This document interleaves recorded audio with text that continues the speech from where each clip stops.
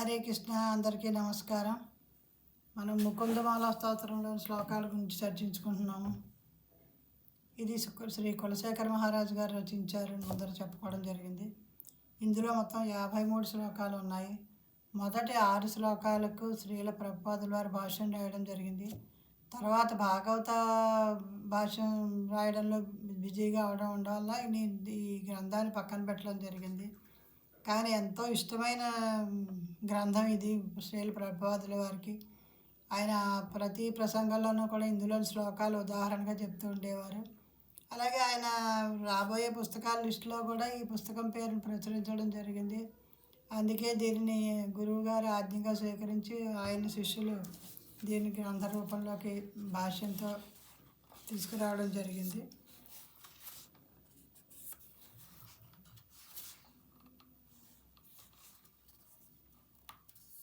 ఈ శ్రీల ప్రభుపాదుల వారి తొలి శిష్యులు ఒకరైన సత్స్వరూప దాస గోస్వామిని అడగ్గా ఆయన చేశారు. దీనిని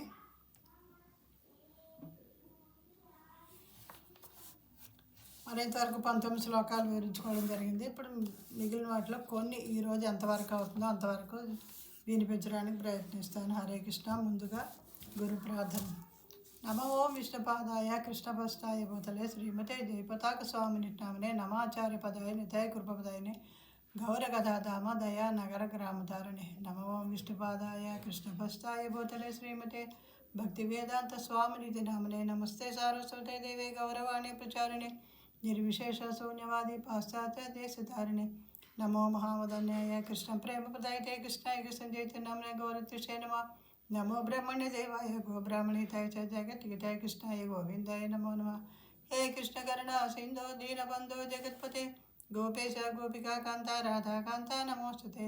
తప్తకాంచన గౌరాంగీ రాధే వృందావనేశ్వరి వృషభానుసుతే దేవి ప్రణమామి హరిప్రియ. వాంఛాకల్పతరుభ్యశ్చ కృపా సింధుభ్యేవ చ పతితానాం పావనేభ్యో వైష్ణవేభ్యో నమో నమః. ఓం నమో భగవతే వాసుదేవాయ. ఓం నమో భగవతే వాసుదేవాయ. ఓం నమో భగవతే వాసుదేవాయ. మూకం కరోతి వాచాలం పంగుం లంఘయితే గిరిం యత్కృపాతమహం వందే శ్రీగురుం దీనతారిణం పరమానందమాధవం శ్రీ చైతన్యేశ్వరం. జయ జయ శ్రీ చైతన్య జయ నిత్యానంద జయ అద్వైత చంద్ర జయ గౌరభక్తవృంద. జయ జయ శ్రీ చైతన్య జయ నిత్యానంద జయ అద్వైత చంద్ర జయ గౌరభక్తవృంద. జయ జయ శ్రీ చైతన్య జయ నిత్యానంద జయ అద్వైత చంద్ర జయ గౌరభక్తవృంద. వందే రూప సనాతనౌ రఘుయుగౌ శ్రీజీవ గోపాలకౌ. వందే రూప సనాతనౌ రఘుయుగౌ శ్రీజీవ గోపాలకౌ. వందే రూప సనాతనౌ రఘుయుగౌ శ్రీజీవ గోపాలకౌ. మా శిక్షా గురువులందరికీ పాదాభివందనాలు చేసుకుంటూ ప్రారంభం చేస్తున్నాను. జిహ్వే కీర్తయ కేశవం మురరిపం చేతో భజ శ్రీధరం. పాణిత్వం సమర్చయాచ్యుత కథా శ్రోత్రద్వయత్వం శృణు. కృష్ణం లోకయలోచనద్వయ హరేర్గచ్ఛాంఘ్రియుగ్మాలయం. జగ్రగ్రహణ ముకుంద పాద తులసి మూర్ధన్న మాధోక్షసం. ఓ జిహ్వా కేశవుని కీర్తింపుము. ఓ మనస మురారిని భుజింపుము. ఓ హస్తములారా శ్రీధరుని సేవింపుము. ఓ కన్నములారా అచ్యుత కథలనే ఆలగింపుము. ఓ నేత్రములారా శ్రీకృష్ణుని దర్శించుము. ఓ పాదములారా శ్రీహరి మందిరమును కేగుము. ఓ నాసిక ముకుందుని పాదపద్మములకు అర్పించిన తులసీ దళములను ఆఘ్రాణింపు. ఓ శిరమా అధోక్షునికి వంగి నమస్కరించు. ఇక్కడ వ్యాఖ్యానంలో చెప్తున్నారు, భగవంతుని సేవకు సహకరించమని తన ఇంద్రియాలన్నిటినీ కవి ఇక్కడ ఆదేశిస్తున్నాడు. ఆత్మ ఇంద్రియాల కంటేనూ మహోన్నతమైంది కనుక అతడు ఇంద్రియాలను ఆదేశించుట సరైన కార్యమే. ఇంద్రియాణి పరాణ్యాహు ఇంద్రియేభ్య పరం మనః. మనసస్తు పర బుద్ధి యో బుద్ధే పరతస్తు సహ. జడ పదార్థము కంటేనూ ఇంద్రియములు ఉత్తమములు. ఇంద్రియముల కంటేనూ మనసు ఉత్తమము. మనసు కంటేనూ బుద్ధి మరింత ఉత్తమము. బుద్ధి కంటేనూ ఆత్మ అత్యంత ఉత్తమము. ఈ శ్లోకం భగవద్గీత 3వ అధ్యాయంలోని 42వ శ్లోకం. ముకుందమాల స్తోత్రములోని 19వ 20వ శ్లోకములు శ్రీమద్ భాగవతము 2వ స్కందము 3వ అధ్యాయంలో 20-24లో సౌనక ఋషి పలికిన శ్లోకమును జ్ఞప్తికి తెచ్చును. శ్రీకృష్ణ భగవాను పరాక్రమణకు అద్భుత కర్మలకు సంబంధించిన కథలను శ్రవణము చేయక ఆ దేవాది దేవుని శ్రేష్టము గాథలను బిగ్గరగా కీర్తంపనివాడు సర్పరంధ్రములు బోర్ని కన్నములను కప్పనాలుకొని బోలను జిహ్వను కలిగిన వానిగా భావించబడును. ముక్తి ప్రదాత అయిన ముకుందుని ఎదుట ప్రణమిల్లనిచో పట్టుదల బాగా చుట్టబడినప్పటికీ శరము భారముతో కూడిన మోపియే కాగలదు. హరిసేవలో నెలకొననిచో గొప్పగా మెరిసే కంకణములతో అలంకరించబడినప్పటికీ హస్తములు కేవలము శవము యొక్క హస్తములే కాగలవు. విష్ణు భగవానుని సంధ్యాతముకు ప్రాతినిధ్యములను అంటే శ్రీ విగ్రహ రూపములు కాంచన నేత్రములు నెమలి పింఛములోని కన్నుల వంటివి. నెమలి పింఛంలో ఉన్న గుర్తులు మనం నెమలి కన్నులు అంటాం, కానీ అవి నిజంగా అవి చూడడానికి ఉపయోగించే కన్నులు కాదు కదా. అలాగే దేవదేవుని విగ్రహాన్ని దేవదేవుని దర్శించని కన్నులు అవి నెమలి కన్నులతో లాంటి కన్నులే, దానివల్ల ఏమీ ఉపయోగం కాదు అని చెప్తున్నారు. పవిత్ర ప్రదేశములకు ఎచ్చట శ్రీకృష్ణుడు సరింపబడను అక్కడికి వెళ్ళనటువంటి పాదములు వృక్షమూలములుగా పరిగణింపబడు. భగవంతుని శుద్ధ భక్తుని పాదరేణువుని ఎన్నడూనూ శిరమందాల్చిన వాడు తప్పక మరణతుల్యుడే. విష్ణు పాద పద్మములను అలంకరించినట్లు తులసీదళమును ఆఘ్రాణించిన వాడు శ్వాస తీర్చుకుంటున్నను శవముతో సమానమగును. ఏకాగ్రతతో పవిత్ర హరినామాన్ని కీర్తించినప్పటికీ కన్నులలో అశ్రువులు రోమాంచము కలుగునట్లుగా ఏ హృదయము మార్పు చెందదో పారవశ్యము చెందదో అది నిత్యముగా ఉక్కుతో తయారు చేయబడింది అయి ఉండును. ప్రతి ఇంద్రియము భక్తి యోగాకు తోడ్పడట కానీ ఆటంకమును కలిగించట కానీ చేయగలదు. అంటే మన ఇంద్రియాలు మనని దేవుడి వెంపు భక్తి వెంపు నడిపించగలవు, లేదా వాటికి మనకి ఆటంకపరిచి మనని భౌతిక విషయాల మీదకి కూడా మళ్లించగలవు. తీరములు లంగరు వేయని నామను పెనుగాలు దూరంగా తుడిచివేయనట్లు ఒక ఇంద్రియములకు సంబంధించిన పగ్గమును విడిచినా అది మనసును తీవ్రంగా కలతపరచును. ఒక్క ఇంద్రియాన్ని వదిలేసినా సరే అది మనసును ఎంతో ఇబ్బంది పెడుతుంది, వ్యాకులు పెట్టుద్ది. దేవాదేవుడు ఇంద్రియాలను కలిగి ఉన్నాడు, మనం కూడా ఇంద్రియాలను కలిగి ఉన్నాం. మానవుడు తన ఇంద్రియాలతో హృషికేశుని అంటే ఆయన ఇంద్రియాలకు అధిపతి. హృషికేశుడు అంటే ఇంద్రియాలకు అధిపతి. ఆయన్ని సేవించడమే మానవుడికి ఆ పరిపూర్ణత్వం. అతడు తన ఇంద్రియాలను కృష్ణ సేవలో నెలకొల్పవచ్చు, లేదా మాయ యొక్క సేవలో నెలకొల్పవచ్చు. మనం ఎప్పుడైతే భక్తి వెంపుకు కృష్ణుని సేవకు వెళ్ళమో, ఆయన మన ఇంద్రియాలను కృష్ణుని వెంపుకు మళ్లించమో అప్పుడు మనం మాయలో పడిపోతాం. అది మనని ఎటైనా మళ్లించవచ్చు. కులశేఖర మహారాజు మరియు సవనక ఋషి పలికిన శ్లోకములలో ఈ విధముగా ఎంచుకోవటాన్ని గురించి వివరంగా తెలుపబడింది. ఉదాహరణకు మనము శ్రద్ధతో చేసే సంకీర్తనం శ్రీకృష్ణుని ప్రసన్నం చేసి అతని కృప కలుగునట్లు చేయగలదు. లేదా మన ప్రాపంచిక గీతాలు కప్ప బెకబెకలను పోలి వినాశకర కార్యము వంటి మృత్యువును ఆహ్వానింపగలదు. మనం శ్రావ్యంగా దేవుడి మీద సంకీర్తనం చేస్తే అది ఆయన దయ మన మీద కలుగుతుంది. అలా కాకుండా మనం భౌతిక విషయాల మీద అలాంటి పాటలు అవి పాడుతుంటే కప్ప బెకబెకలాడినట్టే తప్ప, కప్ప బెకబెకలాడితే ఏమవుతుంది, దాని సౌండ్ విని పాముకి అర్థమవుతుంది కప్ప పలానా చోట ఉంది అని, వెంటనే అది వెళ్ళి దాన్ని మింగేస్తుంది. అలాగా ఈ భౌతిక విషయాల మీదకి వెళ్తే మన పరిస్థితి కూడా అంతే అవుతుందని ఇక్కడ చెప్తున్నారు. అట్లే అతడు ఆ దేవాది దేవుని ఎదుటి శరమును ఉంచి నమస్కరించి పరమసుందరుడు కావచ్చును, లేదా నగలతో గర్వంతో బరువెక్కగా ఆ శిరము అతన్ని జన్మ మృత్యు సంసారమున పడద్రోయవచ్చును. సాధారణంగా ఉన్నత పదవిలో ఉన్నట్టు వ్యక్తి అతిగా గర్వితుడై ఆలయములోని శ్రీ విగ్రహాల ఎదుట నమస్కరింపకుండా ఉండును. నావపై నుండి సముద్రమును పడినవాడు తన బరువైన వస్త్రములచే తలపాకాచే నీటిలోనికి వేగముగా లాగబడినట్లు అట్టి వ్యక్తి తన గర్వం చేతనే పతితుడు. ఎప్పుడైతే మన ఒంటి మీద బరువైన అలంకారాలు వస్త్రాలు ఉన్నాయో అప్పుడు నీళ్ళలో పడినప్పుడు ఈ బరువుకి మనం మునిగిపోతాం. అలాగే గర్వం ఉంటే మనిషి పతితుడు అయిపోతాడు, నాశనం అయిపోతాడని చెప్తున్నారు. శ్రీ చైతన్యుల కాలంలో ప్రతాపరుద్ర మహారాజు జగన్నాథ రథము ముందు రహదారిని ఊడ్చి దేశాధినేతకు చక్కని ఉదాహరణను తెలిపాను. ఈ విధముగా అతడు తాను భగవంతునికి దాసుణ్ణి అని చూపించాడు. భగవద్భక్తులు సేవించడం ద్వారా మానవుడు శ్రీకృష్ణుని ఇంద్రియములను చక్కగా సేవింపగలడు. ఈ విషయంలో శ్రీల ప్రభుపాదుల వారు ఇట్లు పలికిరి. శ్రీకృష్ణుడు శుద్ధ భక్తుల సంపద. అట్టి భక్తులే శ్రీకృష్ణుని మరొక భక్తునికి అందించగలరు. శ్రీకృష్ణుడు అన్నడు నేరుగా లభ్యమగుడు. శ్రీమద్భాగవతం 2వ స్కందము 3వ అధ్యాయం 23 శ్లోకం యొక్క భాష్యంలో రాశారు ప్రభుపాదుల వారు. కనుక శిష్యుడు తన గురువు ప్రీతి కొరకై తన ఇంద్రియాలతో అన్ని రకాలుగా సేవించవలను. మానవుడు తన ఇంద్రియాలనే కాకుండా మనసును కూడా భగవంతుని సేవలో నెలకొల్పవలను. మనం ఏదో సేవ చేస్తూ ఆలయానికి వెళ్ళి అక్కడ వాళ్ళు అప్పచెప్పిన మనకి కార్యక్రమాలు చేస్తూ మనసు ఎక్కడో పెట్టుకుంటే ఉపయోగం ఉండదు కదా. దేవుడి మీద చేస్తుంటే దైవనామాన్ని స్మరిస్తూనే ఆ సేవను మనం చేసుకోవాలి. దేహేంద్రియ కార్యములకు ప్రేరణకు వచ్చింది మనసే.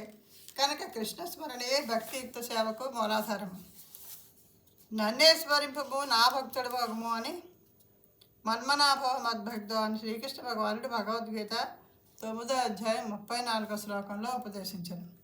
శ్రీకృష్ణుని స్మరణ కీర్తనలో నెలకొలిన మనసు హృదయ పరివర్తనను తెచ్చును. అట్లు మారిన హృదయము బద్ధజీవుని శుద్ధ భక్తునిగా మార్చగలదు.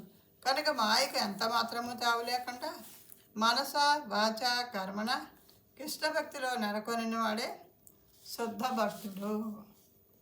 హరే కృష్ణ. ఆమ్నాయాభ్యసనాన్యరుదితం వేదవ్రతాన్యన్వహం మేధశ్చేదఫలాని పూత విదయ సర్వం హుతం భస్మని తీర్థానామవగాహనాని చ గజస్నానం వినా యత్పదద్వంద్వాంబోరుహ సంస్కృతిం విజేతే దేవ సనారాయణ. దేవాదిదేవుడకు శ్రీమన్నారాయణకు జయము జయము. అతని పాద పద్మ స్మరణము లేనిదే శాస్త్రపఠనము కేవలం అరణ్య రోదనమే అగును. వేదోపదిష్టముకు కఠోర వ్రత పాలనము బరువును తగ్గించుకుని మార్గమే అగును. విద్యుక్తమగు పుణ్యకార్యాచరణము బూడిదలో హవిస్సును వేటే అగును. తీర్థ స్నానములు గజస్నానమే అగును. వ్యాఖ్యానం. దేవాదిదేవుని స్మరణయే సమస్త ఆధ్యాత్మిక విధులకు లక్ష్యము. శ్రీకృష్ణ భగవానుని క్షణకాల స్మరణమైనను మహద్భాగ్యము కాగా అతని క్షణకాల విశ్రమితి గొప్ప నష్టమై ఉన్నది. కనుక శ్రీకృష్ణుని స్మరణకు దోహదపడనిచో ఈ శ్లోకములో పేర్కొనబడినట్టి మహత్తర ధార్మిక కర్మలైనను వ్యర్థములే అగును. అదే ఇక్కడ చెప్తున్నారు కదా, శాస్త్రపట్నం అన్నా కూడా ఏదైనా సరే ఆ దేవాదేవుని పాదస్మరణం లేకుండా ఆయన నామాన్ని స్మరించకుండా చేస్తే వాటి వల్ల ఉపయోగం ఉండదని. శాస్త్రాధ్యయనము, ఆలయ దర్శనము, వ్రతపాలనము ఉన్న వానిలో ఏదీను భక్తులకు అప్రధానమైనది లేదా విలువదగినది కాదు. కనుకనే ధర్మ పేరిట అయుక్తముగా నిర్వహించినప్పుడే కులశేఖర మహారాజు వాటిని నిందిస్తున్నాడు. ఉదాహరణకు పరతత్వం యొక్క ఆధ్యాత్మిక రూపమును తిరస్కరించడి, నిరాకారవాదులు చేసడి, అధ్యయనము ధ్యానము వ్యర్థమైనవి. రాజకీయ ప్రయోజనం కొరకు చేపడి తపస్సు లేదా భౌతిక లాభం పొందుటకు చేసేడు దేవతార్చన వంటివి కూడా వ్యర్థ కార్యములే. త్యాగి అయిన వాడు బక్క చెక్కవచ్చును కానీ భగవంతుని ప్రసన్నం చేసుకోలేడు. కనుక అతడు కూడా మనసులో ప్రసన్నతను పొందడు. అయినచో అతని వ్రతముల ప్రయోజనం ఏమిటి? దీనిని గురించి నారద పంచరాత్రంలో ఇట్లు చెప్పబడింది. ఆరాధితో యది హరిస్తపసా తతః కిం, నారాధితో యది హరిస్తపసా తతః కిం, అంతర్బహిర్యది హరిస్తపసా తతః కిం, నాంతర్బహిర్యది హరిస్తపసా తతః కిం. మానవుడు శ్రీహరిని అర్చించడంతో కఠోరముకు తపస్సు చేయటం వల్ల ప్రయోజనం ఏమిటి? ఒకవేళ ఎవరైనా శ్రీహరిని అర్చించడంతో కఠోరముకు తపస్సు చేసిన ఏమి లాభం? శ్రీహరి సర్వవ్యాపి అని ఎరిగినచో మానవుడు కఠోరముకు తపస్సు చేయటందులకు, ఒకవేళ అతడు శ్రీహరి సర్వవ్యాపిని ఎరగదారనిచో కఠోరముకు తపస్సు చేసిన ఏమి లాభం? పరిపూర్ణత్వం పొందిన భక్తుడు ఏ పరిస్థితిలోనైనా శ్రీకృష్ణుని స్మరించడం ఎరిగి ఉండును. ఏ పని చేసినా కూడా ఆయన ధ్యానంలోనే ఉంటారు వాళ్ళు భక్తులు. నిత్య కర్మల నుండి బయటపడినప్పుడే ఏకాంత ధ్యానములో మాదిరి శ్రీకృష్ణుని స్మరించడం కాదు. మనం పనులన్నీ అయిపోయాక ఖాళీ దొరికినప్పుడే దేవుని స్మరించడం కాదు. ఏ పని చేసినా ఆయన నామస్మరణలోనే ఉండమని చెప్తున్నారు. పైగా శ్రీకృష్ణ భగవానుడు నన్ను స్మరించుతూ యుద్ధము చేయమో అని అర్జునుడికి బోధించాను. ఆఖరికి యుద్ధం చేసేటప్పుడు కూడా నన్ను తలుచుకుంటూనే చెయ్యని చెప్పి ఆదేశం ఇచ్చారు ఆయన. అనగా మనం నిత్య కార్యాలను కొనసాగిస్తూనే శ్రీకృష్ణుని ధ్యానింపవలను. శ్రీకృష్ణుని నామాన్ని ఎల్లవేళలా జపించమని శ్రీ చైతన్య మహాప్రభువు కూడా ఆదేశించింది. జనుడు అట్టి ఆదేశమును ఆనందముగాను అత్యంత సులభముగాను పాటించవచ్చును. పురోగతి సాధించిన భక్తుడు అప్రయత్నంగానే సహజము ప్రేమతో శ్రీకృష్ణుని శరింపగలడు. ఎలాగో భక్తులు ముందుకెళ్ళిన వాళ్ళు ఎప్పుడు వద్దన్న వాళ్ళకి ఆ నామం నడుస్తూనే ఉంటుంది. అలా కానీ ఆరంభంలో ఉన్నవాళ్ళు కూడా చెయ్యొచ్చు అని చెప్తున్నారు. ఆయనను ఆరంభ స్థితిలో మధ్యస్థ స్థితిలో కూడా భక్తుడు శుద్ధ భక్తుని నిర్దేశములో నామస్మరణం చేయుచు కృష్ణ సేవలో సమస్త కార్యములను మలుచుకొని రేయింబవళ్ళు శ్రీకృష్ణుని స్మరించగలడు. ఎప్పుడైతే మనం శుద్ధ భక్తుని నిర్దేశంలో పనులు చేస్తూ ఉంటామో వాళ్ళు చేస్తూ ఉంటారు కాబట్టి నామస్మరణ ఎప్పుడు కూడా మనకు కూడా అది మనం చేయొచ్చు. వాళ్ళని చూసి మనం నేర్చుకోవడం, అలవాటు చేసుకోవడం, అలా ఏ పని చేసినా నామస్మరణ చేస్తూనే చేసుకుంటే మనకి బాగుంటుంది. హరే కృష్ణ. మదన పరిహర స్థితి మదీయే మనసి ముకుంద పదార విందదామ్ని హరనయన కృషారుణ కృశోసి స్మరసిన చక్ర పరాక్రమం మురారేహే. ఓ మదనుడా, ముకుంద పాదపద్మములకు ఇప్పుడు నివాస స్థానమైన నా మనసును నీవు విడిచి వెళ్ళుము. శివుని అగ్నిమయ వీక్షణముచే నీవు ఇదివరకే దగ్ధమై ఉంటివి. అయినచో మురారి చక్ర పరాక్రమం ఎందుకు విస్మరింతువు? వ్యాఖ్యానం. యోగులు కాగోరంతో వారితో సహా అందరినీ పరాజితం చేసేది మన్మథునితో ఇది ధైర్యంగా సవాల్ చేయటం వంటిది. స్త్రీ రూపమున గల నా మాయ యొక్క మహత్తర శక్తిని అర్థం చేసుకున్నట్టుకు ప్రయత్నించము. కేవలం తన కనుబొమ్మల కదలికచే ఆమె దిగ్విజయులకు వీరులను కూడా తన గుప్పిట్లో ఉంచుకొనగలడు అని కపిల భగవానుడు తన తల్లితో పలికెను. శ్రీమద్ భాగవతము 3వ స్కందము 31వ అధ్యాయం 38వ శ్లోకంలో. మనవదిని ప్రభావం నశింపజేసాడు శ్రీకృష్ణ భగవానునే నిరంతరము ధ్యానించరు కనుక భక్తులు ఈ విధముగా ధైర్యముగా కామదేవుని సవాలు చేయగలరు. తన మనసును విడిచి వెళ్ళమనియో లేకుంటే రెండో మారు నశింపవలసి ఉంటుందని కులశేఖర మహారాజు ఇక్కడ కామదేవుణ్ణి హెచ్చరిస్తున్నాడు. శివుని మనసులో కామవాసనను ఉత్పన్నం చేయుట కొరకే ప్రయత్నిస్తూ మన్మథుడు తన బాణాలను ఒకసారి శివునిపై ప్రయోగించను. అప్పుడు శివుడు తన వీక్షణముచే అతడిని దగ్ధము చేసి ప్రతీకారం చేశాను. ఆ సంఘటన నుండి మన్మథుడు బుద్ధి తెచ్చుకోవాల్సి ఉన్నది. లేనిచో చక్రాయుధంచే అతని నశింపజేసి తన భక్తుని మనసు నుండి కామవాంఛను తొలగించడం శ్రీకృష్ణునికి కష్టకార్యము కాదని కులశేఖర మహారాజు హెచ్చరిస్తున్నాడు. కామదేవుడు మదనుడని అంటే అనగా ఆకర్షించువాడు అని పిలువబడును. కానీ శ్రీకృష్ణుడు మదన మోహనుడు అంటే మదనునే మోహింపజేసేవాడు అని తెలియబడతారు.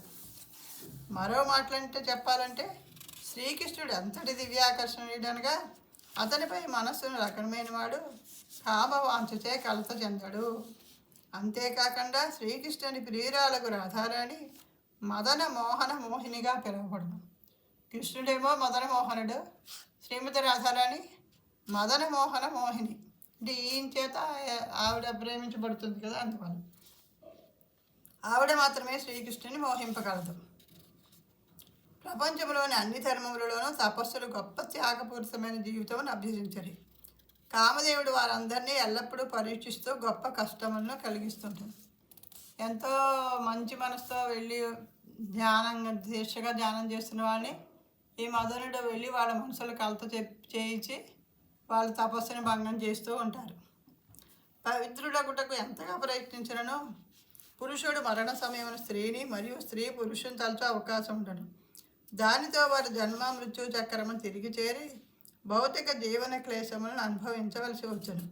విశ్వామిత్రుడను గొప్ప యోగి మేనక సౌందర్యమునికి బలి అయి ఆమెతో సంభోగించి శకుంతలను పుత్రికను పొందెను. కానీ భక్తులు మన్మథుని బారి నుండి బయటపడుటకు శ్రీకృష్ణుని సౌందర్యముచే ఆకర్షితులగుటను అమోఘమైన ఆశ్రయమును కనుగొనిరి. ఒకసారి శ్రీకృష్ణుని సౌందర్యంచే మోహితుడైన వాడు కామమునకు బలికాడు. దీనిని గురించి యమునాచార్యులు ఇట్లు తెలిపారు.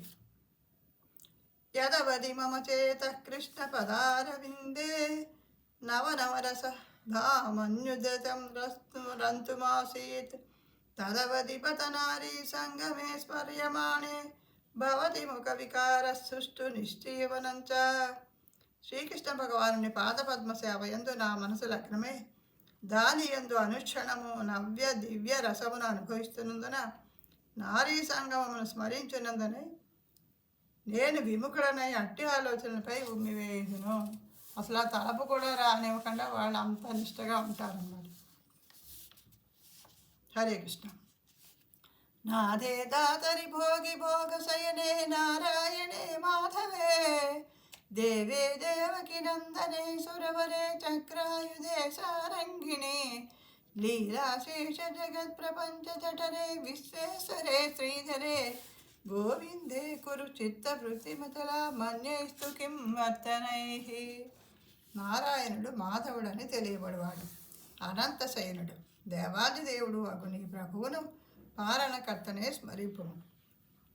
అతడు దేవకీనందనుడు, సురవరుడు, గోవిందుడు, శంఖమును సారంగమును ధనుసును దాల్చినవాడు, లక్ష్మీపతి.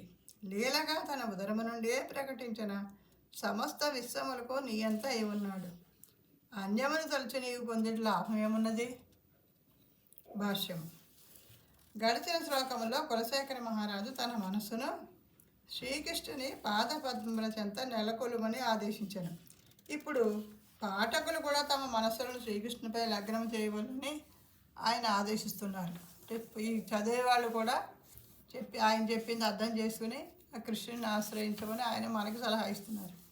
భగవానుని అశేషమైన నామాల్లో కొన్నింటిని అతడు ఇక్కడ తెలియజేస్తున్నాడు. అవి ఆ దేవాది దేవుని గుణములను లీలలను వర్ణించను. భక్తులు తమ ప్రత్యేక రసభావాన్ని అనుసరించి శ్రీకృష్ణ భగవానుని ఒక విశేషమైన రూపమును సేవించట పట్ల ఆకర్షితులవుతుంది. భగవంతుని ఏ రూపమునైనను భక్తుడు ధ్యానించి సేవించి భగవద్ధామ ప్రాప్తి ఫలమును పొందవచ్చును. శ్రీకృష్ణునితో వీర రస సంబంధమును కలిగినట్టు భీష్మదేవుడు ఈ జగత్తును వీడినప్పుడు ఆ దేవాది దేవుని వీర రసరూపమునే స్మరిస్తూ స్తుతించను. మనసు శ్రీకృష్ణునిపైనే నిలిచినట్లు ప్రార్థిస్తూ అతడు ఆ దేవాది దేవుని వీరరసలీలను మనసులో స్మరించను. ముక్తిరసకు ముకుందుడైన శ్రీకృష్ణ భగవానుడే నాకు పరమగమ్యమగుగాక. నా తీక్షణమగు సరములు చేయగలిగిన గాయముల చేత క్రోధితుడైనట్లుగా అతడు యుద్ధరంగమున నన్ను వధింపదలుచెను. అతని కవచము ధ్వంసమై గాయాల చేత దేహము రక్తసిక్తమై ఉండెను. శ్రీమద్భాగవతము 1వ స్కందము 9వ అధ్యాయం 38వ శ్లోకం. సమాధి స్థితిని పొందవలని కులశేఖర మహారాజు ఈ శ్లోకంలో బోధించను. యోగులు అష్టాంగ యోగ విధానంతో సమాధిని పొందుటకు యత్నించరు, కానీ అది ఎంతో కఠినము. అట్టి అభ్యాసమును శ్రీకృష్ణుడు అర్జునుడికి బోధించగా అతడు దేవాది దేవునిచో, ఓ మధుసూదన, మనసు చంచలము అస్థిరము అయి ఉన్నందున నీవు సంగ్రహంగా తెలిపినటువంటి యోగ విధానము ఆచరణకు అసాధ్యమైనదిగాను చంచలమైనదిగాను నాకు తోచుచున్నది. మనసును నిగ్రహించుట వాయువును నిగ్రహించుట కంటేనే కష్టతరము. భగవద్గీత 6వ అధ్యాయం 33-34 శ్లోకాల్లో అర్జునుడు కృష్ణునితో చెప్పిన మాటలు ఇవి. గాలినైనా నిగ్రహించవచ్చు కానీ మనసును మాత్రం నిగ్రహించలేము అని చెప్పారు ఆయన. దీనికి విరుద్ధంగా భక్తి యోగా ఎంత సులభమైనదనగా ఎవరైనాను దానిని విజయవంతంగా అభ్యసింపవచ్చును. శ్రీకృష్ణుని నామాన్ని కీర్తించేవాడు, శ్రవణము చేయువాడు, ఆ దేవాది దేవుని గుణలీలాదులను ఆత్మసాక్షాత్కారులైన భక్తులు వివరింపగా శ్రవణము చేయువాడు శ్రద్ధావంతుడు అత్యున్నతమైన ధ్యాన స్థితికి పురోగమించగలడు. ఇతర యోగ విధానాలను అభ్యసించే వారులకు అట్టి పురోగమనము ఎంత సులభం అనేది తెలియదు. మనసును శ్రీకృష్ణునిపై నెలకొల్పడు తప్ప ఇతర కార్యములన్నీ వ్యర్థమైనని కులశేఖర మహారాజు ఎందుకు భావిస్తున్నారు? ఇతర కార్యములు భావనములు తాత్కాలికములై భౌతిక క్లేశాలతో అంతము లేని బంధమును కలిగించుటయే అందులకు కారణం. శ్రీల ప్రభుపాదుల వారు భగవద్గీత వ్యాఖ్యానంలో రచించినట్టు కృష్ణ చైతన్యములో లేని మానవుని మనస్సునకు చరమ లక్ష్యము ఉండజాలదు. ఒక సమయమున మంగళకరముగాను సుఖకరముగాను గోచరించున్నది విధి చేతను కఠోరమైన కర్మఫలము చేతను మరుక్షణమే దుఃఖపూరితమైనదిగా మారిపోవచ్చును. భగవంతుని వలనే జీవుడు కూడా సచ్చిదానంద విగ్రహుడు, నిత్యుడు, ఆనందమయుడు, జ్ఞానవంతుడు. భక్తి ద్వారా భగవంతునితో కూడినప్పుడు అతడు పరిపూర్ణ సంతుష్టుడగును. అతని పాదపద్మములే సర్వదా నాకు ఆకర్షణ లక్ష్యమగుగాక అని ప్రార్థించిన భీష్మదేవునితో మనమందరము జతగూడవలెను. హరే కృష్ణ.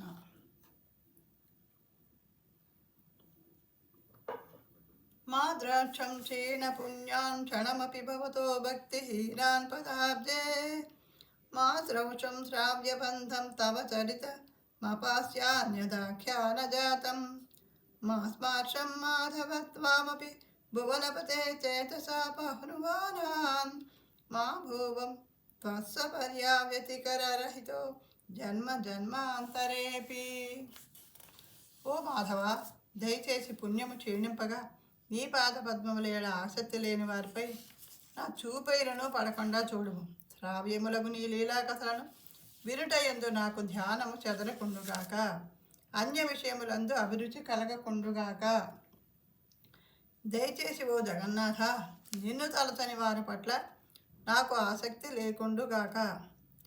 జన్మ జన్మలకైనను నీ సేవారాహిత్యము కలగకుండుగాక. ఆయన దేవుని ప్రార్థిస్తున్నాడు. నేను దేవుడిగా తలకుండా నీ పాదపద్మాలను ధ్యానించని వాళ్ళ మీద నా చూపు కూడా పడద్దు, వాళ్ళతో నాకు సాంగత్యం వద్దు అని చెప్తున్నాడు ఆయన. వ్యాఖ్యానం. ఇతర వైష్ణవ ప్రార్థనల వలె కులశేఖరుని ప్రార్థన కూడా అనన్యభావ లక్షణంతో ఉన్నది. కానీ అతని స్వభావము చక్కని సాధన రూపం కాకపోవచ్చునని గ్రీకు తార్కికుడు పలుకును. కొంత సమయం శ్రీకృష్ణుని సేవించి మరికొంత సమయం ఇంద్రియ తృప్తిని అనుభవించడంలో తప్పేమిటి? పాపాత్మలపై చూపైనను పడకోరనంతగా మూఢావేశమిందులకు కేవలము విష్ణు విగ్రహమునే ఎందుకు దర్శింపవలను అని ఎవరైనా జిజ్ఞాస ప్రశ్నింపవచ్చును. ఈ ప్రశ్నలకు కేవలము హేతుబద్ధముగా సమాధానం ఇవ్వలేము. భక్తుని యొక్క అనన్య భక్తి భగవత్ ప్రేమచే నిర్దేశితమగును. ప్రేమించిన వ్యక్తిని కాకుండా మరొక వ్యక్తిని ఇష్టపడము అనుట అనుచితమగును. కానీ కృష్ణ భక్తి ఇవ్వడం సాధారణ ప్రేమికుని వెర్రితనము కాదు. శ్రీకృష్ణ భగవానుడు పరతత్వము, పరమజ్ఞానమునకు మూలము. తన పట్ల అనన్యమైన భక్తిని గురించి భగవద్గీత 11వ అధ్యాయం 54వ శ్లోకంలో అతను ఇటు పలికెను. భక్త్యా త్వనన్యయా సఖ్య ఆమేవం విధో అర్జున జ్ఞాతుం ద్రష్టుం చ తత్వేన ప్రవేష్టుం చ పరంతప. ఓ అర్జున, కేవలం అనన్య భక్తి చేతనే నేను యథార్థముగా నీ ఎదుట నిలుచున్న విధముగా తెలియపడగలను, ప్రత్యక్షముగా దర్శింపనగుదును. ఈ విధముగానే నీవు నా అవగాహన రహస్యములందు ప్రవేశింపగలవు.